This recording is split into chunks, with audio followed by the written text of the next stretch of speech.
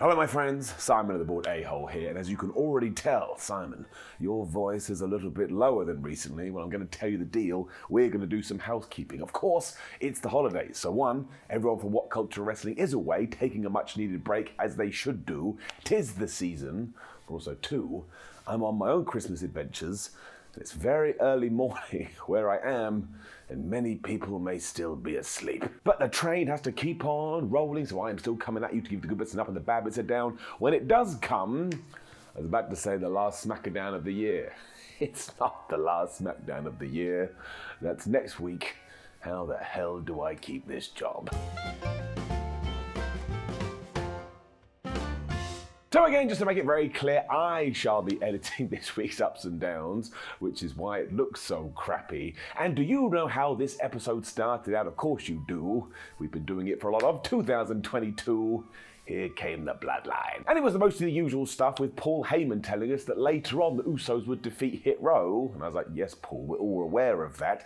And that next week, Solo Sikoa will take out Sheamus. Now, I kind of want that to happen, because when you do go through the past 12 months, Solo Sikoa has had such a breakout year. And over the next 12 months, I hope he gets even further. Roman Reigns soon took over, and he was all like, oh man, I'm so mad at John Cena, and I'm so mad at Kevin Owens, because of course they are having that match in 7 days' time. And if you were wondering if John Cena was a draw, apparently, as soon as he was announced for that Tampa show, they sold thousands of tickets. So John, despite what he says, can be seen. This then led to a massive chant for Sami Zayn, because of course we love that guy, when Roman did give the honorary Uso microphone, and flub me sideways, this guy. Because he just launched into this speech about how he just wanted to belong, he was just looking for a family, which he's found in the bloodline, and that he loves this city. Now, of course, he did that to get a massive babyface reaction, but do you think this was a mistake? No, we are planting those seeds for 2023. All of this means he should be happy too, but he can't, because the likes of Kevin Owens and John Cena are just ruining his life. And Zayn just lost it at this point too. I mean, he was acting as if he was the head of the table, including looking right down the camera lens and saying, I'm gonna smash you so bad, I'm gonna eat your bones. And Roman stood the whole time like a proud pup, being like, yes, he's finally come of age, which just means when eventually they do turn on him, it's gonna get you in the heart. I mean, this match didn't even need more fire, but Sami Zayn took a log and just went, and the whole thing went up in flames. And I don't know what we're gonna do here, but I have a funny feeling that it will tie into the Royal Rumble, and it will tie into WrestleMania. So once again, you just have to give them all such a round of applause. And Sami Zayn, he is one of the best damn wrestlers on the planet, giving it up. And then the Usos beat Hit Row. And I've never been so sure of anything in my entire life. Now, this is good because, of course, over here, yes, Hit Row having a title shot will make some people go, well, they must be a good tag team. But over here, on the other hand, like, well, this Hit Row, I suppose it's good they had a championship opportunity, but they never really do much of anything. Shanti the Adonis and Top Dollar were able to be on top for a little while before Jay started busting out the super kicks, and they looked at Top Dollar and said, you ain't nothing, man, and he started to work over his leg. Jimmy was then trying to rip this thing off his body so he could use it as a weapon, and eventually Ashante was back in there trying to help out, and even though Top Dollar had been killed in around about 5 seconds, he was magically back up to his feet and like, hey, I can help you again. And he was even able to grab Jimmy and throw him into Simba the Steel Steps. But then they went for the heavy hitter. The Usos just went, nah, we don't want to get hit with that. Instead, they slammed them with the 1D, and they got the pin. Now look, this was a fun, entertaining match, but it only went about 10 minutes, and the conclusion was never in doubt. So it all really depends where Hit Row goes from here, because they just need a proper program they can sink their teeth into. But again, the Usos have had a terrific 2023. This was fine for what it was. Kayla Braxton was then chatting to Imperium, and they were all like, we will beat Braun Strowman and Ricochet later.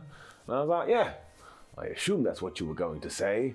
Why would you say anything else? Which led us into the biggest chunk of this week's SmackDown, because of course we were having this women's gauntlet match. Now, it was massively telegraphed that Raquel Rodriguez would be in this thing, and she should win, but that is totally okay. Like, when I go to watch a slasher movie, I don't expect the murderer to turn up and start going, kissing and hugging people. I expect some people to die. Sounds terrible. The point is, I knew Rodriguez was going to be victorious, and this was fine. I am totally baffled as to what Xia Li is doing, though, because she was back starting off this week's gauntlet, and sure, the commentators were like, oh man, we've got this footage, as she revealed that it was her, but then she took on Emma, who is also doing absolutely nothing at the moment, and they fought for about 90 seconds, Xia Li just won after that lightning kick thing. I mean, when it comes to Emma too, what did she do? She returned, she lost to Ronda Rousey, she then was all like, oh Madcap Moss, I love you, and then she vanished as well. So once again, there was nothing wrong with this, and it was fine for the first match of a gauntlet, but both these people need proper storylines, probably against each other, down. Of course, Tegan Nox was out after this to be entrant number 2 to try and get her revenge against Xia Li, and she tried within about a minute. She lost too. Now look, I totally get it. If you thought this was a bunch of fubble sticks, you're probably correct. But at least Xia Li won. Because imagine you did come back to wrestling, you were wearing a hood and you were like, oh man, I'm dangerous now. And then you got defeated, you look like an absolute goober. So I'm actually going to give it up. This then did go all winky wonky because actually what I just said did happen. However, the person that did crush her was none other than Raquel Rodriguez. And as we've already talked about, this was her moment. So we had to give her her flowers. Lee obviously went after Raquel's injured arm, which was going to become the story of this whole thing. But because Rodriguez is such a beast, she basically started to do a bunch of one-arm moves, including this like fall-away slam. Eventually Xia was like, well, I'm going to have to kick her face off because I've got no other choice. And instead she went right into the Texana bomb, or whatever we're calling it. 1, 2, 3. So once again, if you're sat there going, Simon, you can't possibly give this an up, given what you just said about Xia Li, you would be correct, but I'm also a very weird guy. And again, I could tell what we were trying to do with Raquel, and we did sort of achieve it by the end, so I'm giving it an up. Liv Morgan was then out, and I was a little bit like, wait a minute, shouldn't we have put her against Xia Li, so Xia Li could have defeated her, so that feud continues? But actually, these two then surprised me, because out of all the gauntlet matches, this was easily the best one. Because it was powered versus speed, as Morgan kept trying to go for Hurricane Ranas and Code Breakers, but Raquel was like, ha ha ha, no, you can't get one over me. But once again, she's got that gammy limb, so eventually Morgan was able to go after it. Even when she went for a powerbomb, Liv was able to turn that into the most devastating move in all of sports entertainment, the surprise roll-up. But Raquel was having none of that. Once again, she was able to kick out. Morgan's next plan was to try and put Raquel to sleep, so she got a pillow out and just laid it on the floor. That's not true. She went for the pattern and sleeper hold instead, when once again she was like, well, nothing's working. If only there was a flashing body part I could go after. Then she remembered the wiggly wangly arm. This was really cool because it led to the Rings of Saturn. That's always a good submission maneuver. But Raquel just picked her off and tried to slam her ass. But then they kind of got turned into a code breaker when Liv Morgan decided, aha, I'm going to hit the Oblivion. But she didn't. She got hit with the Bomb of Power. 1, 2, 3. I enjoyed this muchly. Up. We really put Raquel through it too, because then Sonya Deville walked to the ring. And actually, I can't lie, there's not much to say about this one, because it basically tied into everything we've already talked about. Because Sonya just worked over the arm, worked over the arm, worked over the arm before she got powerbombed too. And I feel quite sorry for Sonya Deville, because no matter what you give her to do, she always smashes it, but she's even better when she's allowed to show her character and be put in a proper storyline. So that's what I'm requesting for 2023, but I shall give it an up, because I respect the fact she always does what needs to be done. At this point, Raquel Rodriguez was like, oh my gosh, I can't believe I've done it. I've won the gauntlet, even though it's wrestling, and she was told this beforehand. When, of course, out came Ronda Rousey and was all like, ha ha ha ha, I'm an evil person now, and actually you do have to fight the final boss, Shayna Baszler. Now obviously Shayna, out of all of these people, was going to go after the arm because that's what she does, and I do massively enjoy the fact that this Baszler is far more like the NXT version than the weird one we've had on the main roster. But I think WWE must have been out of ideas here, because this was over quicker than you could say, Simon, you're bald. Even though Rodriguez tried to keep fighting and fighting and fighting, eventually Shayna looked like she was going to have this one. And Rodriguez hit the most devastating move in all of sports entertainment, surprise roll-up, and she got the pin.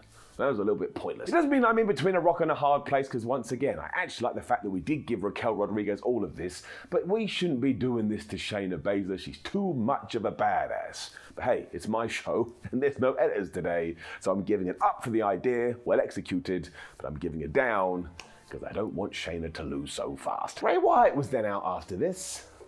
It is getting really, really weird. It started as usual with Bray Wyatt coming out going, LA Knight, I'm so sorry, I didn't mean to beat you up last week, but also, I am not Uncle Howdy. Now, I don't know about you, but I didn't have that sentence on my 2022 bingo card. Clearly something was wrong though, because after this, Wyatt just stopped in his tracks, went a bit spooky wooky in the head when he saw a camera guy, walked over to them, and not only did he beat the crap out of them, he basically applied the mandible claw. Of course, all the other camera operators just watched on here and didn't help their friend, because why would you want to interrupt good television? And eventually Wyatt did stop as a bunch of officials came down going, Bray, there's something wrong with you, you need to calm down. So while he may not be Howdy, he's definitely got some kind of possession going on. And poor Adam Pearce had to find him and say, look, you've done a bad thing, you need to go home. And no one can be more stressed right now than Adam Pearce. This dude has to handle everything. It does feel like when we get to early 2023, we do need a big reveal when it comes to Howdy, though. And I still can't work out whether it's meant to be Bray Wyatt or whether it's going to be surprise Bo Dallas. But I think that's why I like the storyline. We're being patient, we're taking our time. Not everything needs to be wrapped up in 2 weeks. Giving it up. And then Rey Mysterio beat Angel Garza. What? Now this was so random because one, Ray has been injured and nobody told us he was coming back, and two, I don't know where the hell Garza has been.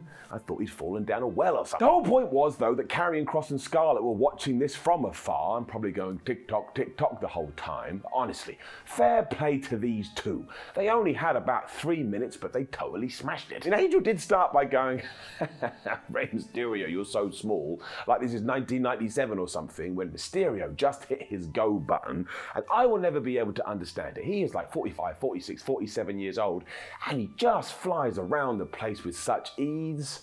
I want to give him a hug. Naturally, Humberto Carrillo got involved at one point, and I was like, where the hell have you been to? And he just dragged his mate out the ring at one point to save him from a Ray 619, and the referee was totally cool with this. I love wrestling. Basically ended when Mysterio did get the 619 and the DDT, though, for the 1-2-3, and then he stared at Karrion Kross, so Karrion Kross stared back at him, because when you are going to have a super-duper serious feud, you look at the other person. This was very enjoyable though, and talk about maximizing your minutes. We could all learn from that. Braun and Ricochet were then dancing together being like, oh my gosh, we're going to win this street fight later. When we saw Emma, who decided to go and yell at Karrion Kross and Scarlett. The hell are you doing? And she was mad because they disrespected a legend such as Ray, and they beat up Madcap Moss recently when she took her hand and she slapped Scarlett right around the face. And even I was like, Emma, you shouldn't have done it. Scarlett looked like she was about to kill this person when Karrion calmed her down, and even he said, you don't know what you've just done. I can't help myself. I put up my hand and I was like, yeah, I know, she hit her. So surely this has to be building to Scarlett's main roster debut, which I'm totally fine with. Bit worried that Emma has just come back to lose a bunch of matches, but hey ho, I'm sure we'll all get over it. We then had quick videos for the returning John Cena and to remind us that Lacey Evans has another new gimmick, and let's hope we stick with this one, when we had our Miracle on 34th Street fight. Now you know me, I like goofy wrestling, I like nonsense, so I've enjoyed all of these, but this may actually have been the best one yet. This was even more of a surprise because it was Imperium taking on Braun Strowman and Ricochet. I don't think I'd ever pick those four dudes to do something like this, but they went out there and played their roles personally, and also were just obsessed with Christmas trees. And even Michael Cole was getting involved in this in the commentary because he was like, man, look at all the camera guys eating the cookies. The cookies are meant to be in the match. The camera guys think they can eat the cookies. I'm like, what do you think that Braun Strowman is going to do one of those cookies, Michael Cole? Stick it up someone's ass? If that was the plan, I don't want to see it. Imperium sold this wonderfully too, because it was like, oh man, I don't want to be in a Miracle on 34th Street fight. But as soon as they started to see the decorations, they used them as much as they could, so they're all right by me. Ludwig Kaiser even caught Ricochet in an armbar where he came diving in from nowhere, and this is when Giovanni Vinci got the candy cane kendo stick, and he just started lighting up on everyone. Sadly, this was a terrible idea as Strowman was back, and he started launching people into Christmas trees that made me laugh, when Imperium revealed their big plan. If we do a suplex to Strowman on the entranceway, rampway, steel stage thingamajig, he's probably not going to get up.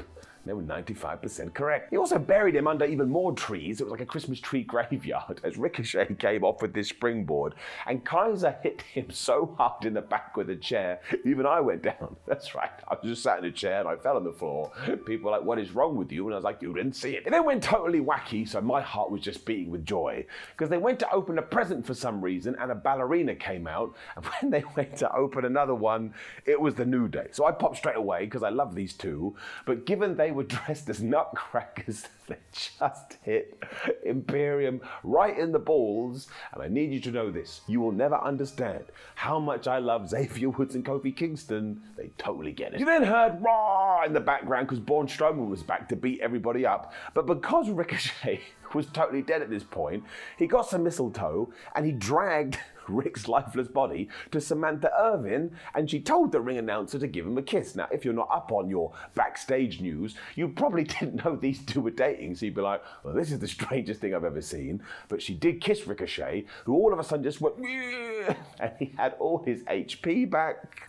This is the match of the year. Imperium were then being hurled through tables and just destroyed, so the fans would be happy, and we got all the big flippy doodah moves, and Braun Strowman hit his power slam when Ricochet jumped off Braun's back, did another flippy thing, got the 1, 2, 3, and once again, you could just feel that everybody felt warm and fuzzy in their tum-tums, and sometimes that is all you need to do, to the point, if you don't plan on watching this match, I would rechange your plans.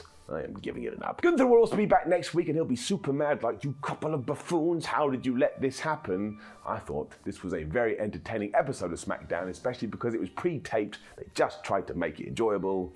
Giving it an up. Now please do leave a comment below and let me know what you thought about last night's episode of SmackDown. Like the video, share the video and subscribe. You know the deal. WhatCulture.com, social media, other videos, especially ups and downs. That's good for me. Watch them. My name is Simon for WhatCulture. Thank you very much for joining me as always. Sorry for the crazy videos over the next few days, but we do what we can. See you soon.